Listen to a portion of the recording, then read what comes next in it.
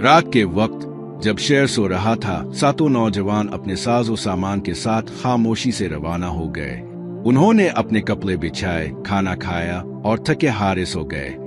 कतमीर गार के दहाने पर बैठ गया। इसकी आंखों में वफादारी और चौकसी थी। उन्हें भूख महसूस हुई, चुनांचे मुल्खा को शेर भेजने का फैसला हुआ ताकि खाने का कुछ सामान खरीद सके। उनके जिस्मों का रुख सूरज की रोशनी से इस तरह रखा गया कि ना सूरज की तपश उन्हें नुकसान पहुंचाती और ना ही वो गलते सड़ते। बादशाह ने पूछा, तुम कहाँ से आए हो? मुल्खा ने पूरी दास्तान सुनाई। कदीम जमाने में एक शेर था जिस पर एक जालिम बादशाह दकियानूस हुकूमत करता था। वो रियाया को बुत परस्ती पर मजबूर करता और तौहीद के मानने वालों को इबरतनाक सजाएं देता। इसी शहर में कुछ नेक दिल नौजवान रहते थे जिनके दिल अल्लाह की तरफ माइल हो चुके थे। उनमें मुल्खा 18 साला, गंदुमी रंग, चमकदार आंखों वाला पुरज़्म नौजवान, मिक्सिलमीना 20 साला, लंबी दाढ़ी, मुत्तकी मिजाज, परसुकून चेहरा और मर्न्स 17 साला, गहरे भूरे बालों वाला, खामोश तब ज़हीन नौजवान शामिल थे। एक दिन बादशाह को इत्तला मिली कि ये नौजवान अल्लाह वाहिद पर ईमान रखते हैं। गुस्से में आकर बादशाह ने उन्हें दरबार में बुलाया और कहा, आ तो हमारे खुदाओं को सजदा करो, आग में जलने के लिए तैयार हो जाओ। मुल्खा ने पर एतमाद लहजे में कहा, हम सिर्फ एक अल्लाह को मानते हैं जिसने जमीन और आसमान को पैदा किया। हम इसके सिवा किसी के आगे नहीं झुकेंगे। पूरे दरबार में खामोशी छा गई, मगर उन नौजवानों की नजरें आसमान की तरफ उम्मीद से अलिफात है। दरबार से वापस आकर नौजवानों ने एक खुफिया मकाम पर मुलाकात की। उनके चेहरों पर खौफ के बजाय ईमान की रोशनी थी। मुल्खा ने कहा, हमें अल्लाह पर भरोसा करते हुए इस जुल्म से बचना होगा। मिक्सिलमीना ने तजवीज दी, आओ हम शहर छोड़कर कहीं छप जाए जहां सिर्फ अल्लाह की इबादत हो सके। मर्न्स ने सर हिलाकर कहा, अल्लाह हमारी हिफाजत फरमाएगा, हमें सिर्फ नियत खालिस रखनी है। उन्होंने अपने कपड़े और कुछ खाने का सामान इकट्ठा किया और अंधेरे में छुपते छुपाते शहर के बाहर निकलने की मंसूबा बंदी की। उनके साथ उनका वफादार कुत्ता कतमीर भी था, भूरे रंग का, चूकना और उनके साथ हमेशा वफादार। रात के वक्त जब शहर सो रहा था, सातों नौजवान अपने साजो सामान के साथ खामोशी से रवाना हो गए। उनके दिलों में अल्लाह पर यकीन और लबों पर दुआएं थी।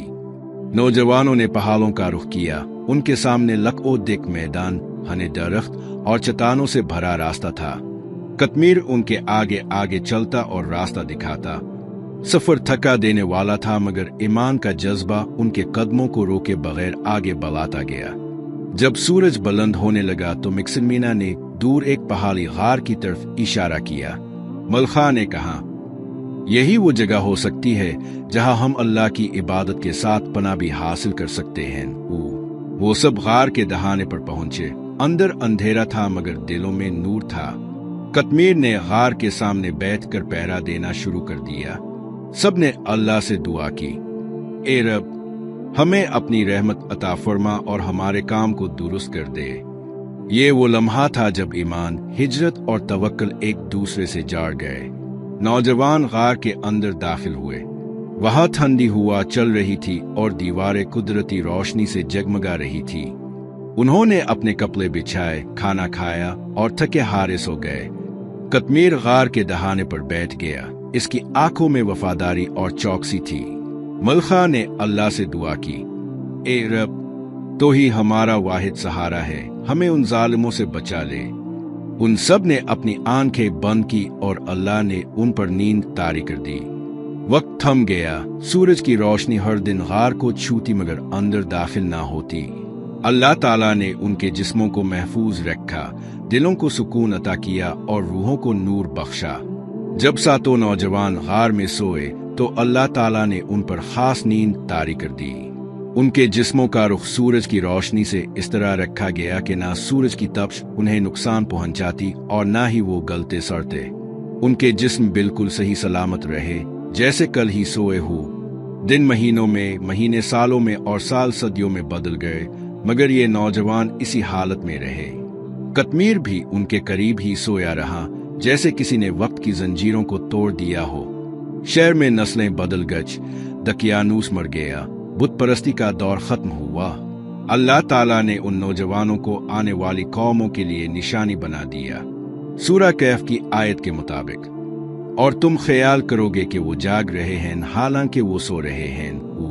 अल्लाह के हुक्म से सदियों बाद उन नौजवानों की आंख खिल गई। मलखा ने करवट ली, आंखें मिले और कहा, कितनी देर सोए? मिक्सिल मीना ने जवाब दिया, लगता है एक दिन आधा दिन हो। उन्हें भूख महसूस हुई, चुनांचे मलखा को शहर भेजने का फैसला हुआ ताकि खाने का कुछ सामान खरीद सके। इसे पुराने सके दिए गए जो उनके जमाने में आम थे। मिक्सिल मीना ने ताकीद की, छप कर जाना, कहीं दुश्मन पहचान ना ले। मलखा गार से निकला और पहाड़ों के रास्ते शहर की तरफ रवाना हो गया। वो हैरान था कि माहौल, दरख्त और फिजा कुछ मुख्तलिफ सी लग रही है। इसे अंदाजा नहीं था कि दुनिया बदल चुकी है और अल्लाह की कुदरत का एक अजीम राज जल्द खिलने वाला है। मलखा शहर पहुंचा तो हैरान रह गया।